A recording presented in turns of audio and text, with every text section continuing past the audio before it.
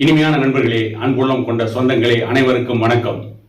விக்கிரவாண்டி தொகுதி இடைத்தேர்தல் வருகின்ற ஜூலை மாதம் 10ஆம் தேதி நடக்க இருக்கிறது.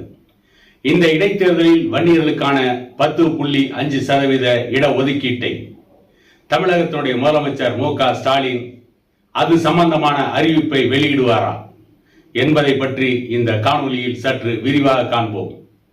ஏற்கனவே இதே விக்கிரவாண்டியில் இடைத்தேர்தல் நடந்த பொழுது அப்பொழுது இன்றைய முதலமைச்சர் மு.க. ஸ்டாலின் எதிர்க்கட்சி தலைவராக இருந்தார். அந்த நேரத்தில் அந்த இடைத்தேர்தலில் முதலமைச்சர் மு.க. ஸ்டாலின் ஒரு அறிவிப்பை வெளியிட்டார். திமுக ஆட்சிக்கு வந்தால் வன்னியர்களுக்கு உள் ஒதுக்கீடு வழங்குவோம் என்று சொல்லி அந்த தேர்தலிலே வாக்குகளை பெறுவதற்கு முயற்சி செய்து தோல்வியடைந்தார். அதற்கு பிறகு அதிமுக ஆட்சி 2021ஆம் ஆண்டு வன்னியர்களுக்கு 10.5% உள் ஒதுக்கீடு வழங்கியதும் அது நீதிமன்றங்களால் நிராகரிக்கப்பட்டதும் அனைவரும் அறிந்ததுதான்.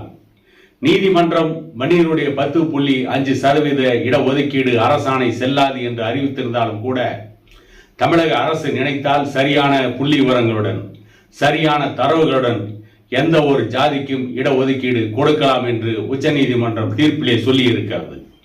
அதன் அடிப்படையில் 2 ஆண்டுகளுக்கு மேலாகியும் தமிழக திமுக அரசு ஸ்டாலினுடைய சர்க்கார் இன்று வரை வன்னியர்களுக்கான இடஒதுக்கீட்டை தரவில்லை.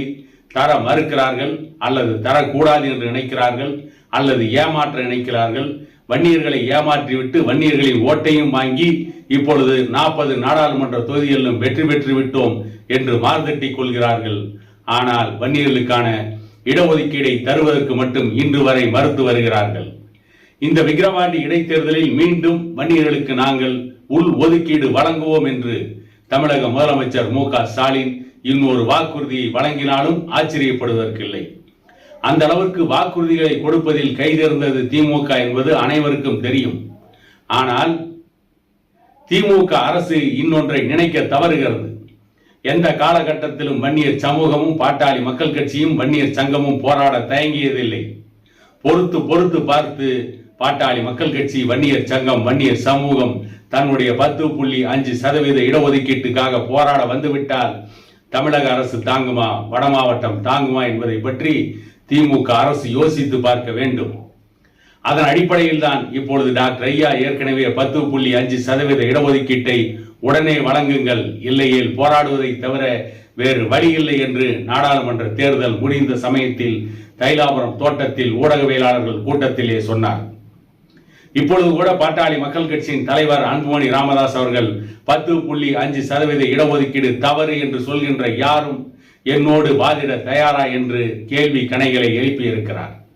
இப்படிப்பட்ட தருணத்தில் தமிழக முதலமைச்சர் மு.க. ஸ்டாலின் விக்கிரவாண்டி இடைத்தேர்தலில் வன்னியர்களுக்கான இடஒதுக்கீட்டை வழங்கப் போகிறோம் என்று அறிவிப்பையாவது வெளியிடுவாரா, அல்லது இப்பொழுது கூட இருக்கின்ற சட்டமன்ற கூட்டத்தொடரில் வன்னியர்களுக்கு உள் ஒதுக்கீடு வழங்குவோம் என்று தமிழக முதலமைச்சர் மு.க. ஸ்டாலின் கூறுவாரா என்பதை பொறுத்திருந்து பார்ப்போம்.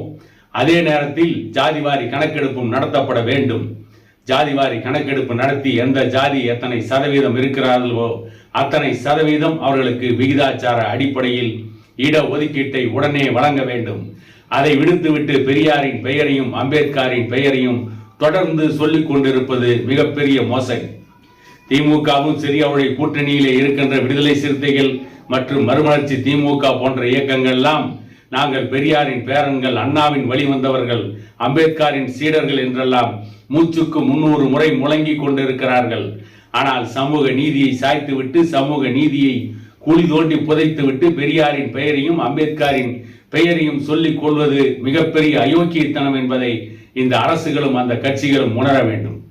அதை விடுத்துவிட்டு தொடர்ந்து இப்படியே வன்னியர் சமூகத்தையும் பிற்படுத்தப்பட்ட சமூகத்தையும் ஏமாற்றிக் கொண்டே இருந்தால் ஒரு நாள் திமுக அதல பாதாளத்தில் விழும் என்பது மட்டும் நிச்சயம்.